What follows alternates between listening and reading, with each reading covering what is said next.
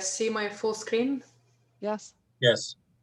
Excellent, great. So welcome everyone. Y- I'm excited to have you. Great to have you at the Power of Passive Investing meetup.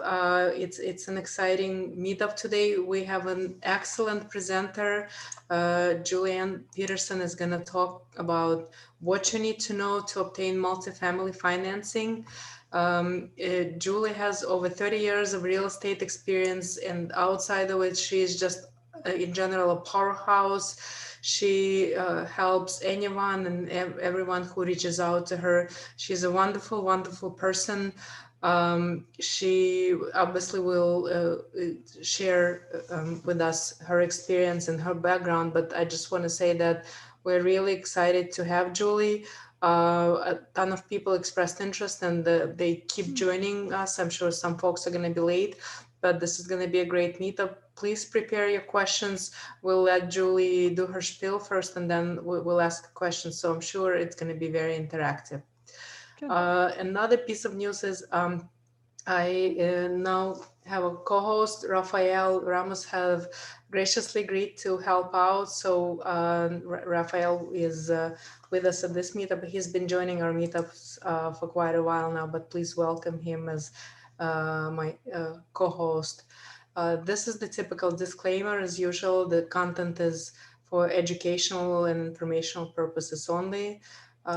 We are, sharing the housekeeping stuff as usual. Please keep your questions till the end and either pose them or ask yourself, Julie. Our next event is on March 18th, on Thursday, and we'll have Jack Cohen, CPA. He will share some nuggets, but we'll make it very interactive. This is going to be a Q&A session. So if you have any questions for an accountant with real estate background, bring them in.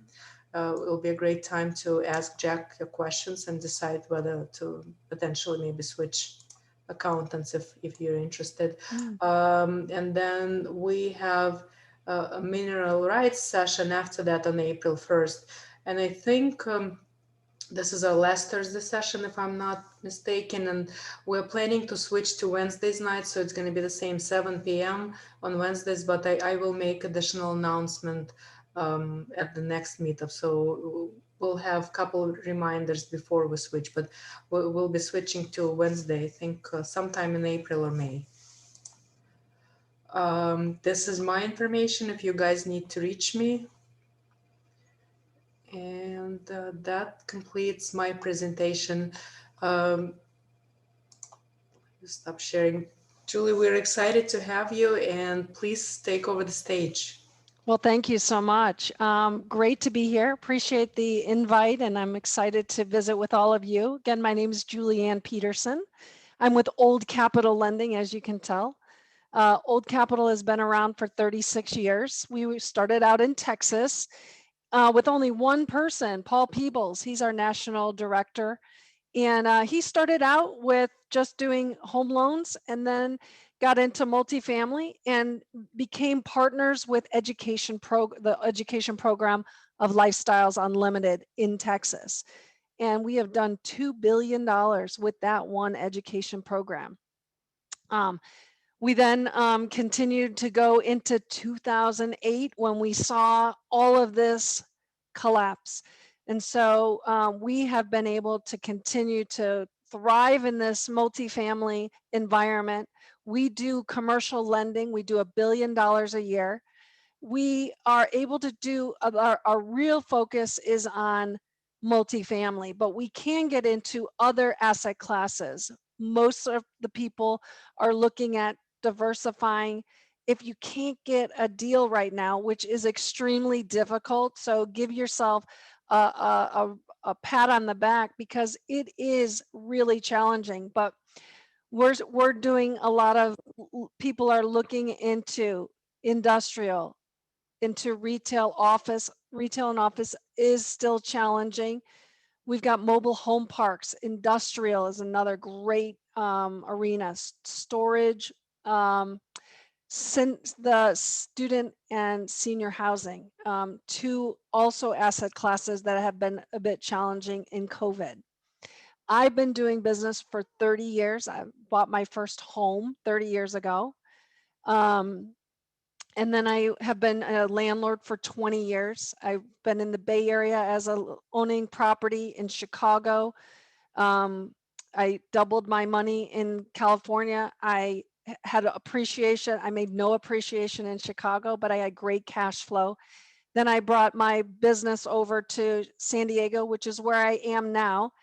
And my properties have been here for 5 years. I've made probably 800,000 over 5 years. It's a great market if you can be thinking about speculation, if you can work on appreciation, because I have a 2 unit building and I make $11.49 a month. That's not a great way to live, but I'll be selling it here shortly and I'll make over 400,000. So, you got to decide what kind of investor are you? Do you want to speculate or do you want cash flow? I'm looking at more of a cash flow portfolio now. I just sold another property here in San Diego and I 1031 into a syndication. So that is a very cool option, and I'm happy to talk about that maybe later if that's something that you're thinking about doing. So I've been with Old Capital for 3 years. A lot of my business is helping and developing new investors.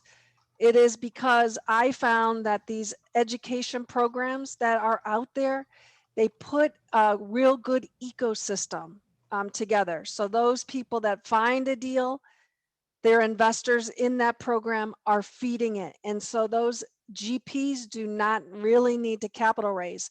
But there's a whole section that says, I am not going to pay $30,000 for your program. I'm simply going to do this on my own.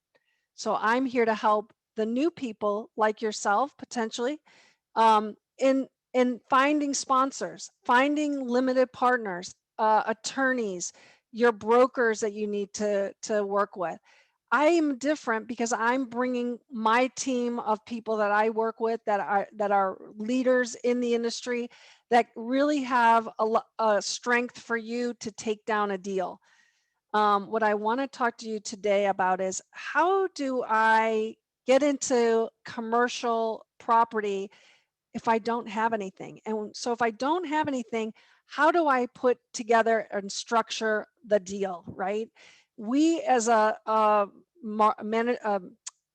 mortgage company, we are actually a broker, and we work with lots of different lenders. We work with bank lending. We work with agency debt, which is your Fannie and Freddie. We work with bridge lenders, and we also work with CMBS, which is commercial mortgage-backed securities. So you have a bunch of options. And so when you come to us, you kind of get to go shopping. You say, hey, I have this opportunity. This is why I like it. How do I fund it? And so hopefully tonight, I'm going to help you understand what it is that you're going to need to have so we can do business together. All right, so let's go ahead and get started. Let me tell you just about what the industry looks like right now. As you know, and maybe you didn't know, last week we increased by 25 bips. That's 25% basically had an increase last week, just last week. Now, I just heard the Fed say for 3 years, we're going to hold the interest rates down. There is enough pressure right now on inflation. We've got the stimulus. We've got a bunch of people out of work right now, especially in California where I'm at. And so there's a lot of pressure with inflation coming, and we're seeing the increase in interest rates. Now, that can be really good. As Grant Cardone says, you should buy now. Don't wait, because everything's going to go up. So I say the time is now. It wasn't yesterday, and we don't know what tomorrow is. So today you need to know, how am I going to do this? So let's talk about again, I'm going to talk about what that happened last week, 25 bips. On agency debt, we're seeing these COVID reserves that were they were mandatory. When we first got into this almost a year ago, March 13th, everything shut down, especially in California. So we saw interest rates go up because in 2018, with the financial crisis, everything exploded. And so the financial industry said, we've got to make sure that we put safety nets around our capital. So we raised the rates, and a lot of the multifamily deals fell out. It was really unfortunate, but we needed to make sure that we were safe. And then in doing that, we put in principal and interest reserves, we put in insurance and taxes. So in essence, you needed to bring in, thousands, millions of dollars to get into a transaction. And so over the last year, we have now, it's just eliminated to just on a small balance between 12 and 18 months of principal and interest reserves. And then the larger, we've been able to work with 9 to 12 months of these reserves. So basically, you have to capital raise this money, and it sits there for essentially a year. That was making these deals very, very, very difficult to get in because, first of all, capital raising is difficult, but then you're putting this huge, more money that needed to be capital raised on the deal. And so the returns were really low, but we're still, December and the last quarter were record months for many, many, many of us. So it's still getting done. Keep the faith. So what just happened last week is we got notification from Fannie only that these COVID reserves may be able to be waived on a deal where you've got 80% financing, 80% LTV, loan to value. We possibly can give you a waiver of only bringing in 6 months.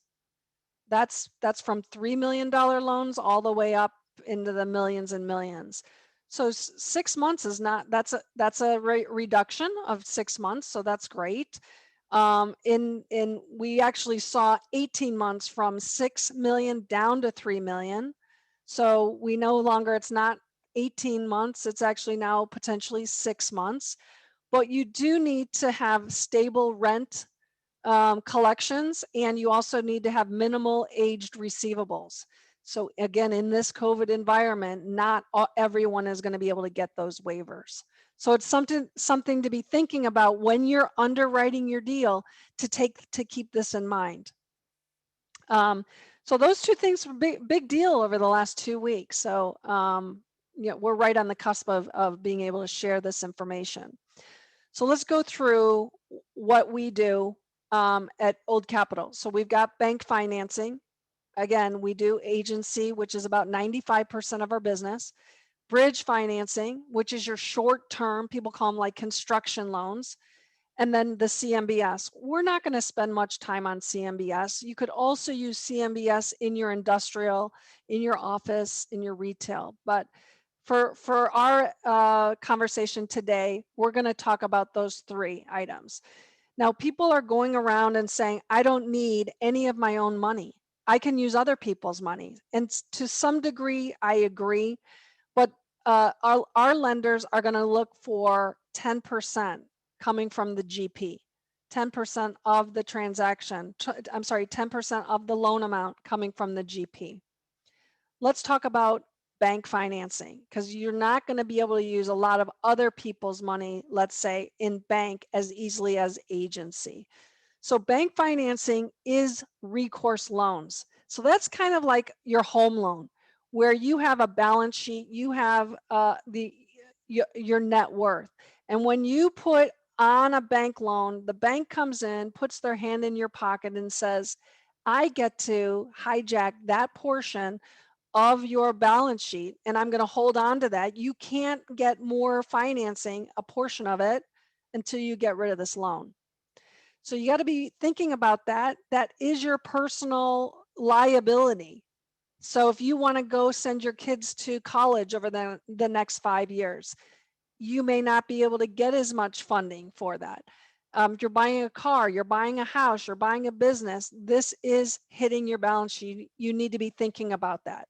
And that's really where the syndication model with these agencies, what came about.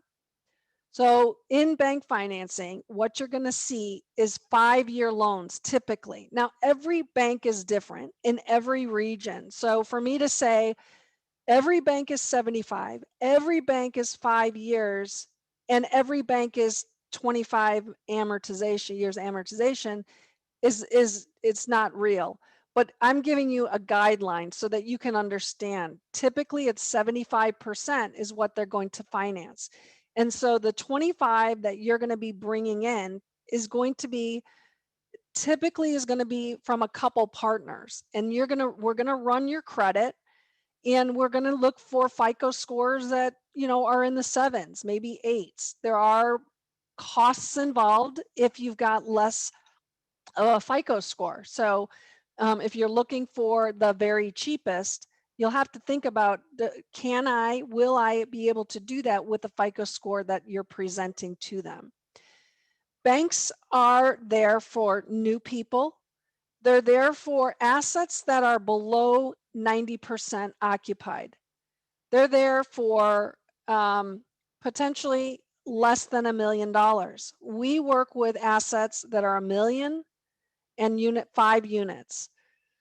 But we just started working on assets that are a little bit below $1 million so that you can get a bridge loan, get it stabilized, a short-term loan stabilized, and then go into an agency debt.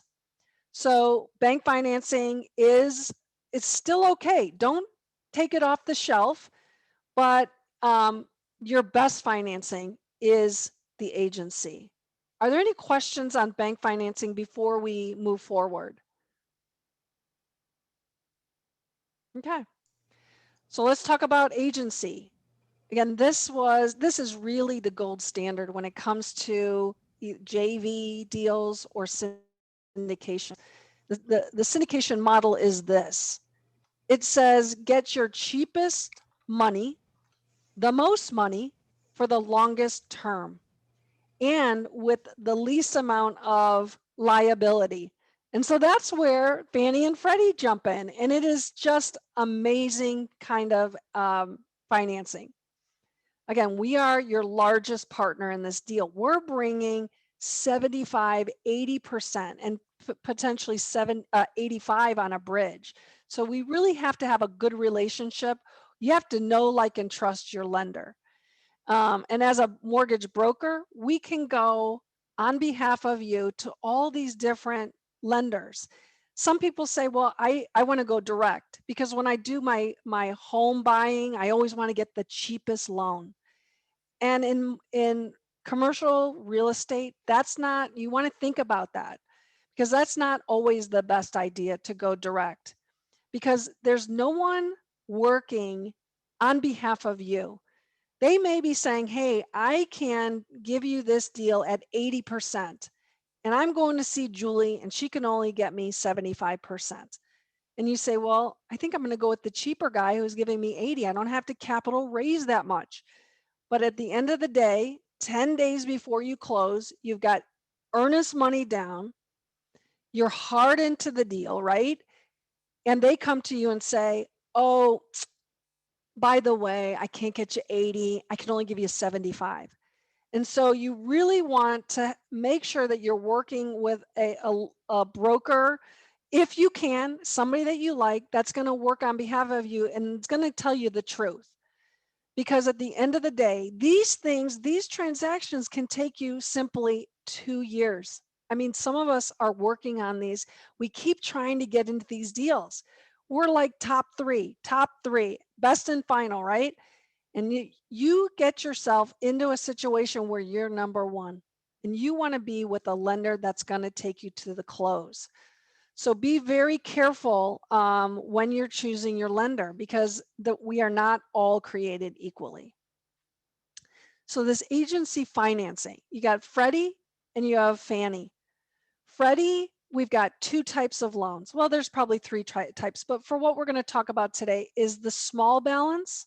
That's your 7.5 million and below. And then you have above that, and we'll talk about Fannie floater. That's something that adjusts. Now there is conventional Fannie, or sorry, Freddie. We're talking about Freddie. But that's very similar to Fannie. So I say, that's why I say two from Freddie. You got the small balance and then you have the floater. And then on the Fannie side, you have the small balance, and that's from 6 million down. And then from 6 million up, that's considered conventional. All different ways that we look at a deal. So when you're looking at Freddie, this was a great option for people before COVID that lived close by the asset, that had third-party property management, that had the net worth liquidity, not the experience. And so Freddie would look at all of this information. They say, you know what, I'm going to take a risk on you. I'm going to take you out of that bank lending option, and I'm going to open this up for Freddie non-recourse. Remember, non-recourse is you're separated. There is no personal, yes, you're signing, but there's no personal liability. Okay, so Freddie is amazing until October. And Freddie said, I'm not going to lend to you unless you have 2 years of experience and you have 3 to 5 transactions under your belt. So many of my investors, found themselves saying, what do I do? So let's talk about what we can do to help you guys understand what these agency financing, what you really need and how we put it together. So number one, agency must have 90% occupied for 90 days. Write it down, write it down. So when you're talking to a broker, and remember, we need to know, where are we buying? How many units are we buying? Are you telling your broker in 20 different locations what you're looking for? I recommend taking 2 or 3 locations, all right? You wanna know, what is the market that you're looking at? What am I going to be able to return to my investors? Am I holding this short term? Am I holding it long term? Is my business strategy that this market is going to be able to have the rental increases, 3%, 8%? You have to have all of that information. Build your team. Find out who your lender is. Find out who your attorney is. Find out who your brokers are. Then you find the opportunity, the deal, right? If you do those things before, you're apt to find yourself in a situation where you might not be able to take down a deal. And here's the reason why. You have this 90% occupied building and you don't have any net worth. We need, on this agency debt, Fannie and Freddie, I need net worth greater than the loan amount. Now you're coming to this transaction saying, I have, seriously, I have $5,000 in the bank. I just was looking at a personal financial statement yesterday. I have 5,000 in the bank. And you hear all these gurus, I can do it myself. You could use it with everybody else's money, but you haven't gotten your team together. So another reason why you need your team. So let's take an example of this net worth. Net worth greater than the loan amount. I'm looking at a $1.4 million deal. And we're going to put on 75 to 80% loan. So I'm going to give you $1 million. But for that, I want you to have $1,001 in net worth. So I want you to have a personal financial statement that says, I have $1 million. And you say, I don't have $1 million, Julie. What do I do? Well, you need to find some friends. You need to find some friends that can help in your team, that can either do the underwriting, that can, do the capital raising, that has asset management experience, that maybe be a property manager themselves, but you need to make sure you're dealing with net worth greater than the loan amount. Keeping with that example, let's talk about liquidity. What the heck is liquidity? I'm going to put 25% in the deal. Is that my liquidity? No, it's not. It's actually, we call it post-close liquidity. So that's after it's all closed, that liquidity can go back into the bank, back into the security. All right. But what we're looking for is cash. After you've done the down payment, I need cash in the bank. So cash is cash, but what else? Marketable securities. What are those, Julie? Well, money markets, but that are not wrapped in a 401k or an IRA. Maybe you've taken out a huge life insurance policy on your spouse because you just never know, right? That may have a cash value of 300,000. That cash value is liquidity. So start now working on, okay, how much money am I really worth? Every month, changing your personal financial, because you're getting updated information. You're getting updated. Oh, my house is really worth this amount. My rental property is worth this amount. So you keep making the adjustments to find out, what is my liquidity? Are the stocks that I bought from Tesla now worth 100,000? Great, that's some liquidity. Okay. So again, another example of that is your HELOC. Fabulous way. All you need to do is take 100,000, 300,000, put it into your checking account.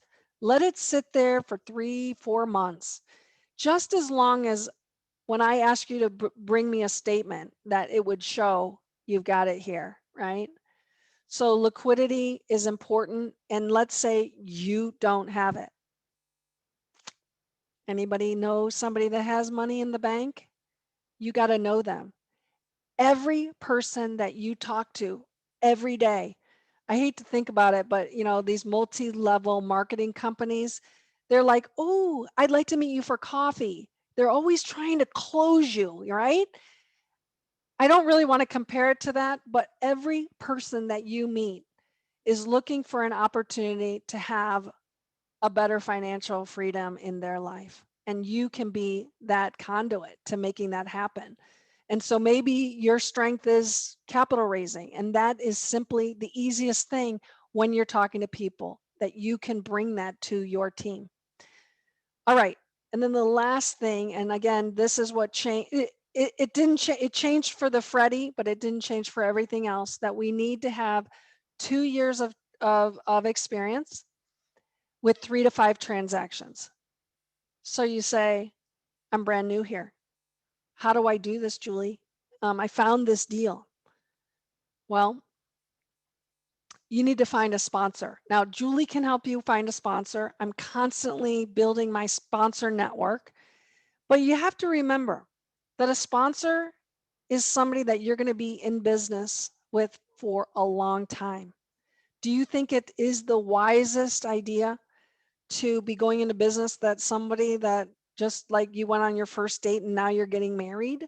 I mean, it simply is, in simplest terms, that's what it looks like. I say start today. Start building these relationships. We're here. We're going to network. What do you ask? Can you sponsor? I'm looking for deals in Atlanta. I'm looking for a sponsor. Are you interested in being a sponsor on my deals?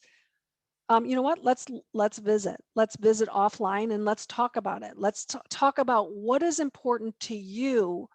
If I find a deal, what needs to work? So in essence, this sponsor is somebody that you have to have the relationship with. You need to bring opportunities to them. Now that sponsor, this is how I present it. And hopefully, you can take what I say, great, or think about how it might work for you. You need 3 transactions to be a sponsor. After the 3rd transaction, you're on your own. And guess what? then you work for me. Because I'm looking for sponsors. I've got all of these new people, right? That's where my focus is, all these new people. I'm calling you up and I'm saying, Selena, I know you've had 3 transactions. I've given you the loans for those. I have a new investor. And now you're going to be doing business together. I would say you could talk to your sponsor and say, I'll give you 50% of my transaction, 50% for showing up, signing on the loan. You know, that's a pretty good deal for a sponsor. And in my eyes, I say everybody should be working to get it to be a sponsor, because that's really where your wealth accelerates, because you can do, again, on agency debt, every single day of the week, you can sign on a loan.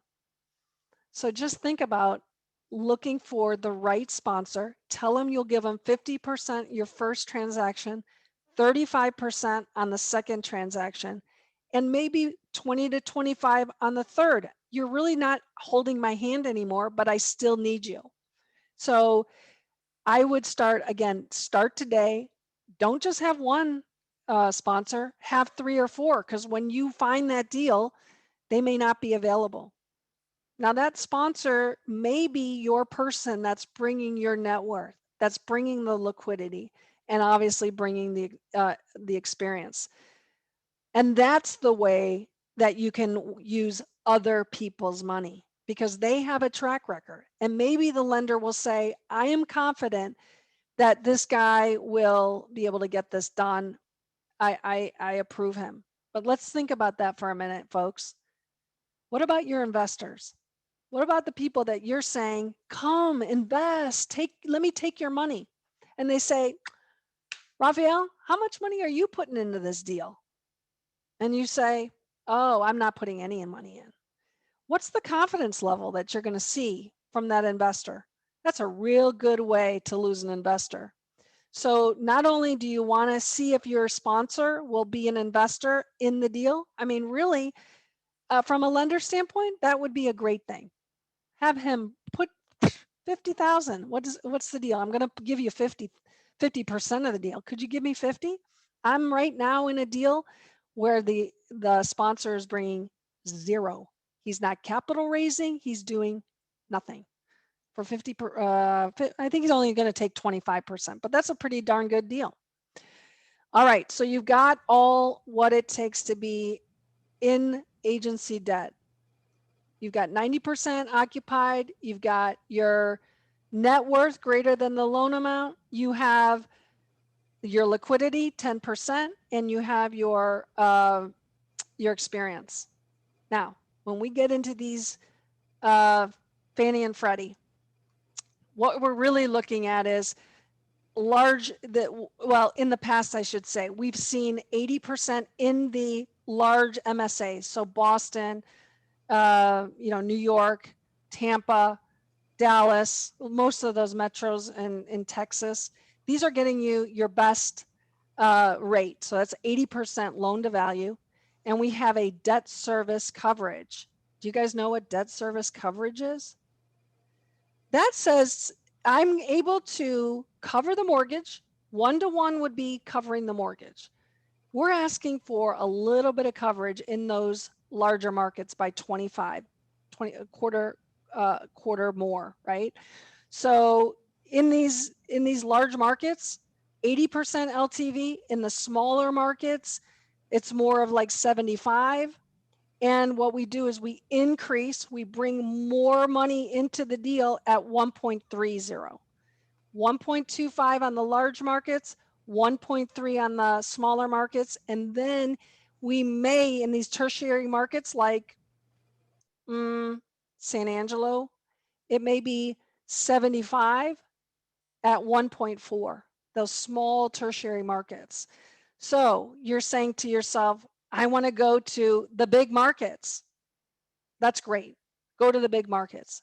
Be aware, everybody and their brother and cousin and neighbor and dad and sister are all there. It's really hard. So what do? You go to the smaller markets, okay? But be thinking, okay, there are there are concerns going to the smaller markets, right? You might not get your rent increases like you would. You're not going to get as good of terms, but they're solid assets, and everybody's flocking to these smaller markets. Maybe your sister and your mom and your cousin and your neighbor are there, but not the whole block. So there's better opportunities. I say try and get into these larger deals if you can, but they're hard to come by. A lot of the smaller deals, I'm talking about like 20 unit buildings, the larger syndicators are getting rid of those. You know why? Because they're very expensive to run. Smaller properties are harder to run. They're harder to get financing because there's the debt service and there's the property management costs. So everybody needs to start someplace. I get it. But keep in mind, this is the problem with going with those smaller units. And I have a perfect example. We were in July. We had a transaction in Panama Springs, Florida. What is it? Panama City, Florida. They had purchased they were going to purchase their property, and then Michael, the hurricane, came and ruined the property. The owner, who was the seller, had to go remediate the problems. About 6 months later, my buyer came back in and had to remediate their repairs that the seller had done. They put a bridge loan on that deal, and they needed to get out of it by July 31st. Well, we're in COVID. We can't evict anybody. It's a 32 unit building. Do the math. How many units can you have before you're below the 90% occupied? There were 3 10 days ago, but 10 days we're going to close. Actually, it was 4 days before we're going to close. And remember, the maturity date is on Friday, July 31st. And the 4th person moves out. Actually, he was an evicted person that was living there, and he decided to leave. And we're like, no, don't leave. We need you here. We need you to be here. We need you to occupy it. So that's on Tuesday. And on Tuesday morning, I get the email. We've dropped below 90. And so we had to get somebody in there that night. And we actually were able to do it just based on how they qualified their people. But nonetheless, this is the challenge. When somebody puts their property on the market, they kind of take their foot off the gas and they're like, we'll see it close. And that's a problem, especially when we're looking at agency debt, because it has to be 90% occupied for 90 days. And when you get into these smaller buildings, it gets more challenging and you may lose the deal. It's really be very, very cautious. All right, so you have 75, we talked about that. Right now the rates are going up. I told you 25 bips higher. But there is this thing that in single family, if you've been in single family for, any time, you see that there's no prepayment. 30 years ago, when I first bought my first house, they had a prepayment penalty. So you had to be in that asset a year, 2 years, 5 years. Otherwise, you had to pay a prepayment penalty to get out of that loan. In commercial lending, you have the prepayment penalty, and you always need to understand the difference between them. There's 2 kinds of prepayment penalties. All right. One is called yield maintenance, and the other is called step down prepayment. I highly recommend you take out a pen because this is big stuff. So when we discuss your deal, you call me, you say, I've got this deal. It's 100 units it's in Dallas. And we're discussing how long are you going to hold this? Are you need to get out early? Are you going to hold it for 7 years? Are you going to hold it for 5? We're going to have that discussion. But we got to find out if you're going to get out of the transaction before the maturity date, and many, the best loans, the cheapest, I should say, are at 10 years. And there's this thing called yield maintenance. So remember that. Cheapest loan, 10-year yield maintenance. How is my time, Alina? Am I okay for time? Sure, Julie. I think you have about 4 more minutes to wrap up. 4 more minutes. Okay, so we got yield Marathon maintenance. time.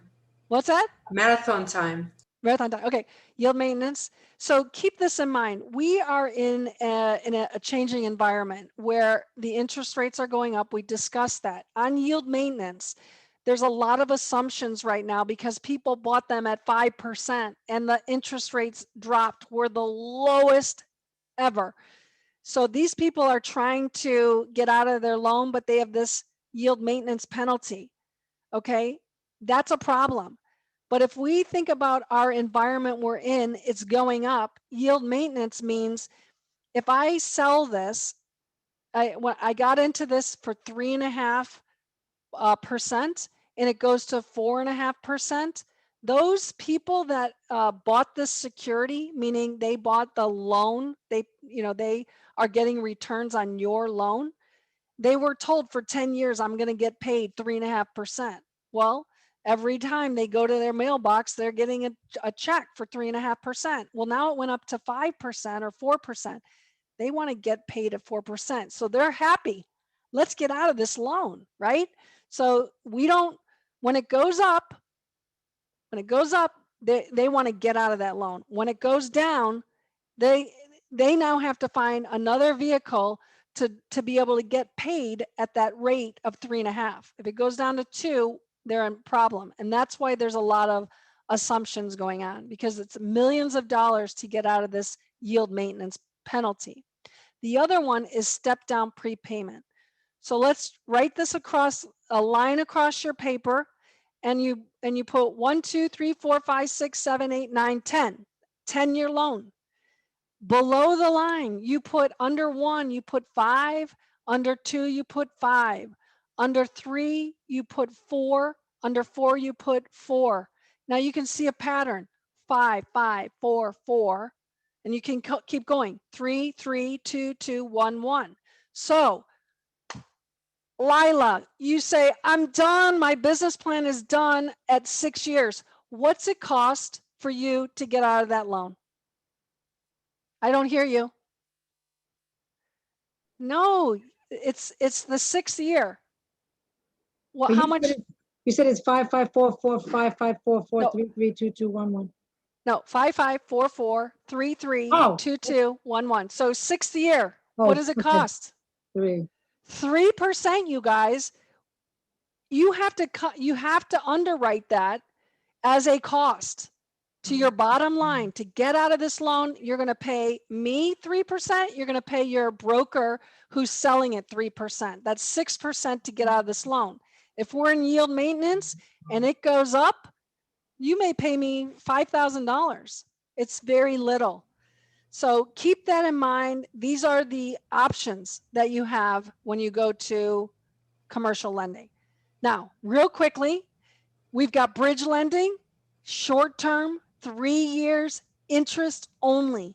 And by the way, on agency, you also have interest only. You don't really get that in bank financing, okay? So bridge lending, short term, it'll take a property that's 75%, and you'll do all your repairs at interest only for 3 years, and then we get you into an agency loan. Okay, so that's kind of the process.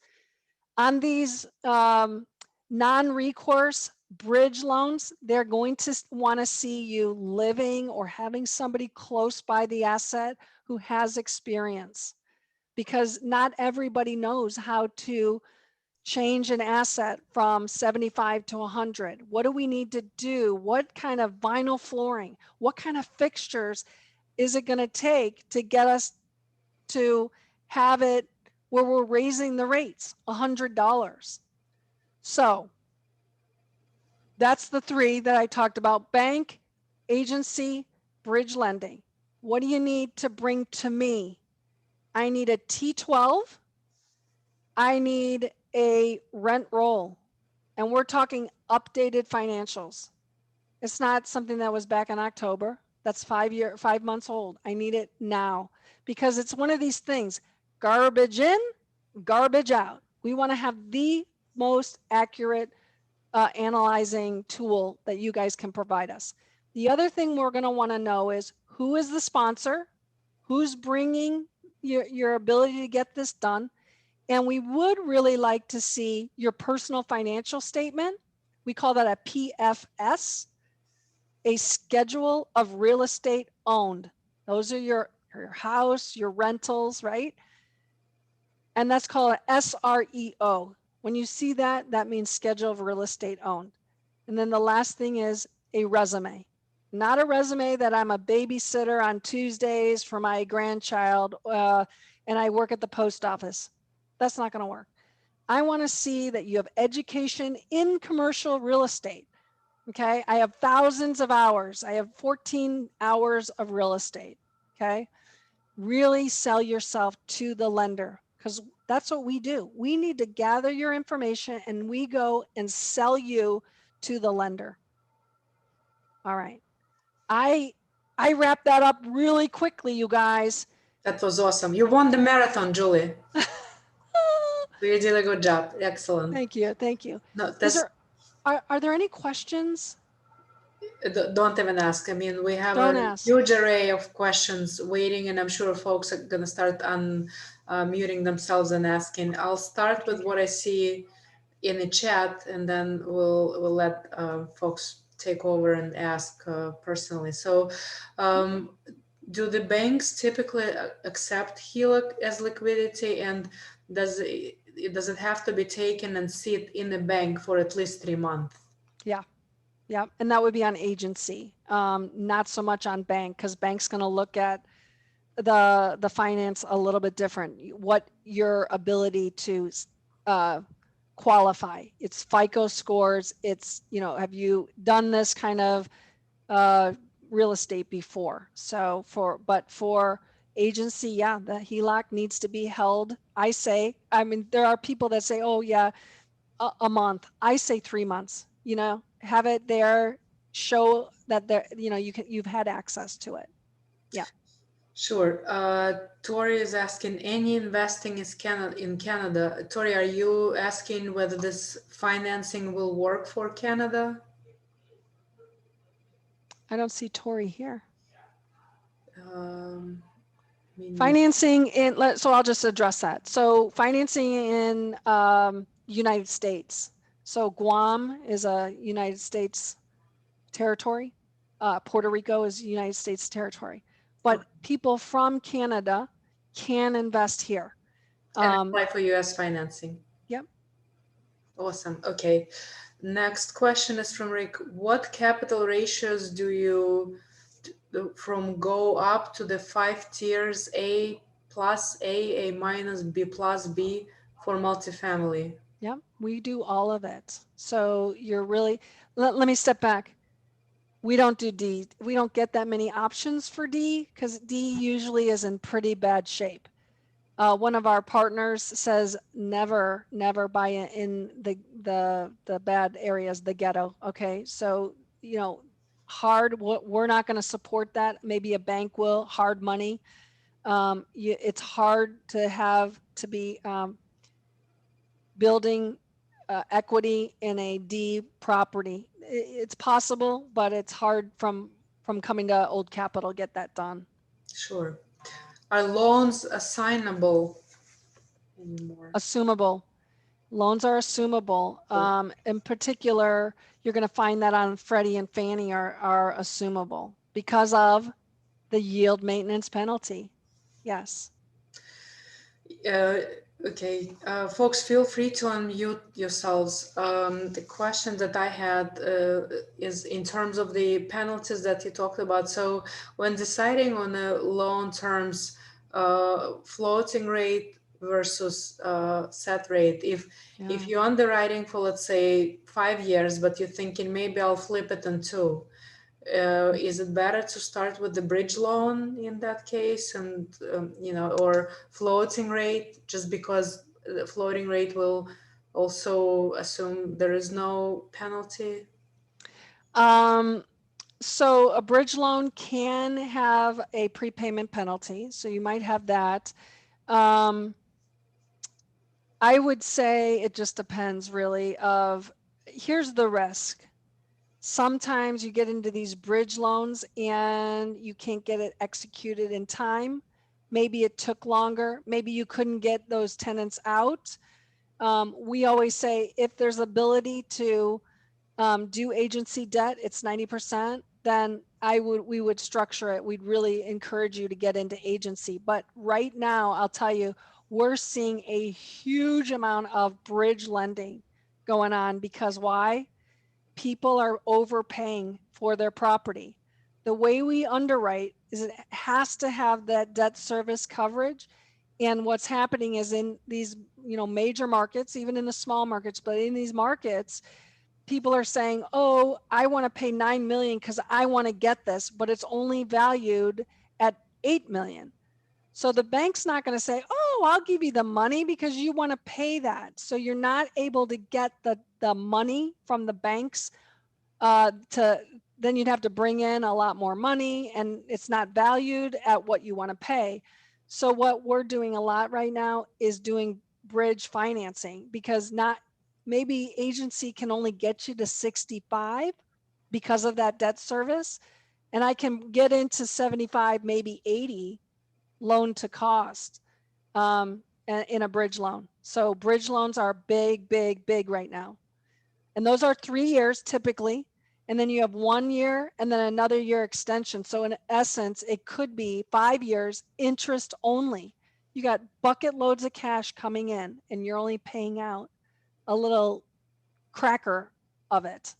So it's a really good strategy, but it's also very risky because you got to make sure at the end you can get out. Just like that guy I told you in Panama City, that was a real tough one to get out before the maturity date, and maybe the interest rates go up. We're doing bridge loans now at 5%. You can get a little lower, but let's just say 5%, and it goes. Our agency loans are at 3.5. Let's say agency goes to 5.5, and you underwrote that agency would come in much lower. So now your returns that you told your investors you were going to return. Cash on cash returns or your pref or whatever, that structure changes when every time you change the money in the deal, it changes what the returns are. So it's really, you got to be careful with these. That's what I'll say. Excellent answer. Guys, are there any other questions? Anyone? Feel free to unmute yourself or type in the chat.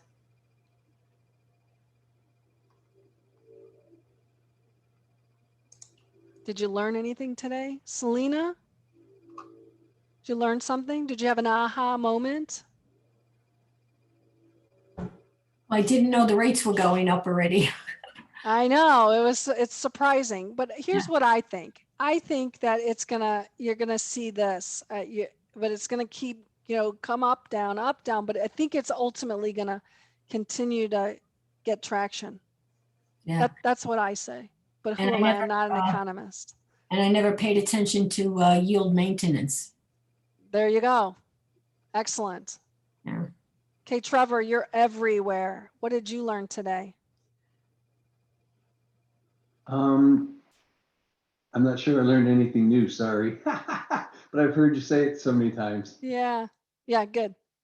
Thank you, sorry. Sure. No problem. It's always good to learn. Yeah. Janice, what did you learn? Oh my goodness. Oh, my learning curve is pretty steep. Commercial is pretty new for me. So I was just kind of listening in your experience, but appreciate it. Thanks. Excellent. Excellent. Good job.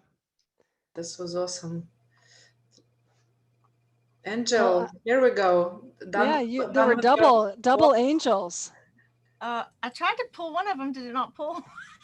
Now you're okay. You're back. It's all good. Oh, yeah. So I do have a question. Oh yeah. So if someone looks like we're looking at going active side this year, So like our only experience is in passive and then in single family and residential multi. Thank you. Yeah. So how does that work? Well, people will say, I've got 50 single families. Now, if you're buying a 200 unit building and you have 50 singles, probably not going to say that we could do it for you. You're going to need a sponsor. But let's say you have 50 singles and you're going for a 50 unit building. There may be some transfer. There is no transfer for limited partners, unfortunately, as I mentioned earlier. So it's getting the experience. Now, maybe you are really good at capital raising. Lila talks to everybody, and Lila must have friends in every city that she knows.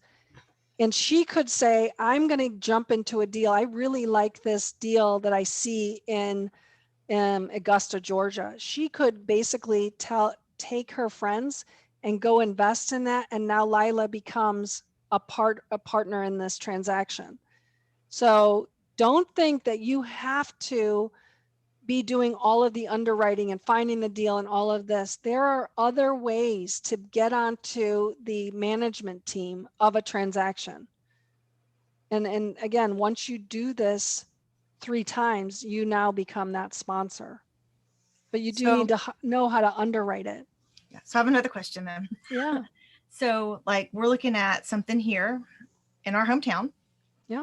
And we already have a connection with a commercial loan or a commercial banker, because we did a commercial loan on a portfolio for single family homes. Yeah. If we found a deal and we could get a bank loan and then immediately follow that up with 2 more, would that be the 3 that could count? So bank loans don't really have as much value as a agency loan. So Freddie would say no, or I'm sorry, Fannie would say, no, I really do need you to have them in agency. Freddie might say, well, I see that you have, 100 here in a bank, and we might be able to work things out. What you would see how that would transfer would be to, I'm not going to give you 75%. I'm actually only going to give you 70%. Yeah. And maybe your debt service is really going to be 1.4 because you're new.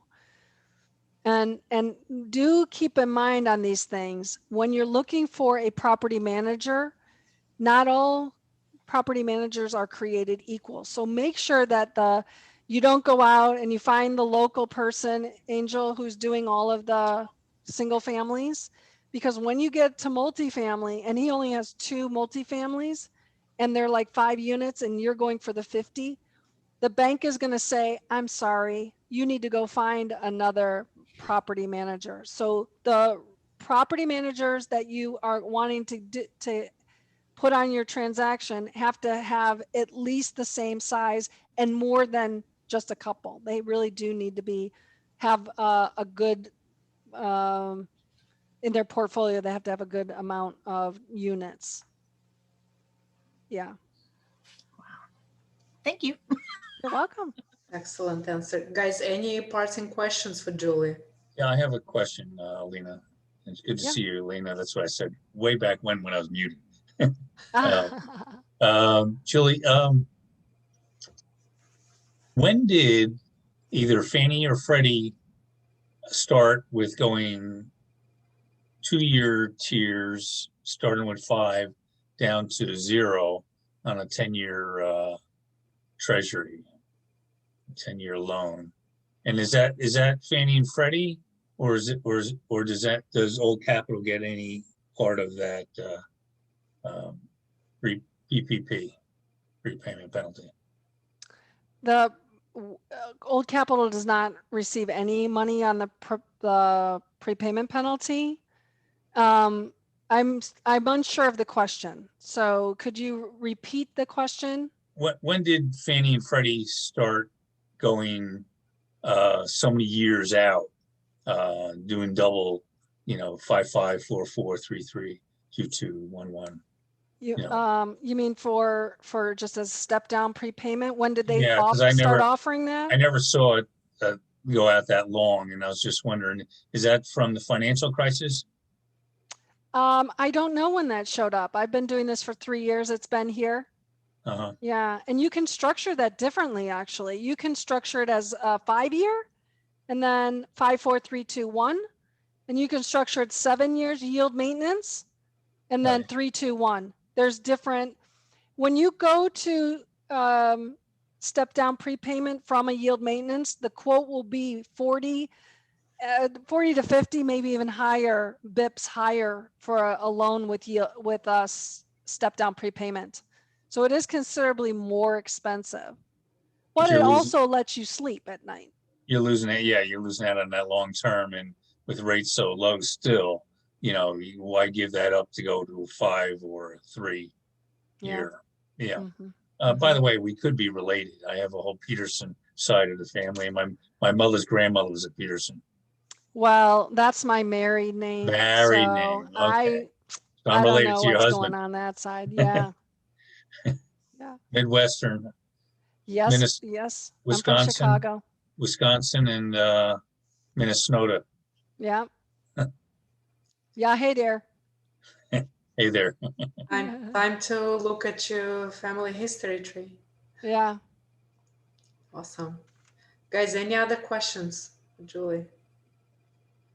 I'm so happy to be able to be here with you. If I might tell you about my Zoom at 8.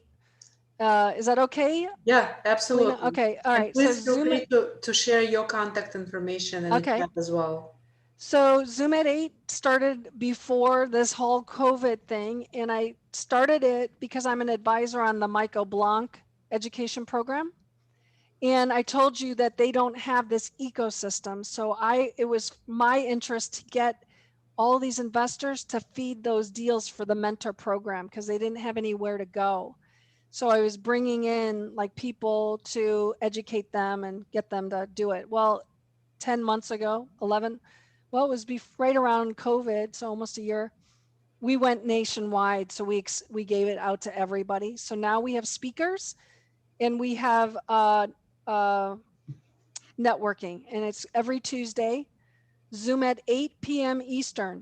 You guys are all welcome to come. This week, actually, we it's called Network Night. So we're just networking the entire time. And I'll tell you, we've closed 3 transactions. We have put people together who have gone out and bought properties together. So you might find that sponsor, the attorney, your brokers, we're all here. It's a really, really cool group. Amazing. Of course, I'm going to want you to put your debt on Old Capital. So we'll look forward to that. That is a given. Julie, feel free to drop that link in the chat for folks. Okay. Or your contact for people to reach out to you and get that information. But Perfect. This has been phenomenal. Thank you so much. You are a wealth of information, and we may have to have you back for the second round, because I'm sure there's a ton more information that you can share. It's just hard to compress everything into 1 hour. I didn't realize I had an hour. I should have done a little bit better job of utilizing my time. I apologize for that. It was all good. This was very helpful. I'm sure everyone has picked up some nuggets from it, or a lot of nuggets from this, and I'm sure we'll have to have you back sometime soon. Thank you. Thank you so much. Discussion. Thank you very much, everyone. Thank you, Julie. Great event as usual. Have a good night. Bye, guys. Good night. Thank you, Elena. Thank you, Bye. Julie. Hi, guys. Thank you. Bye.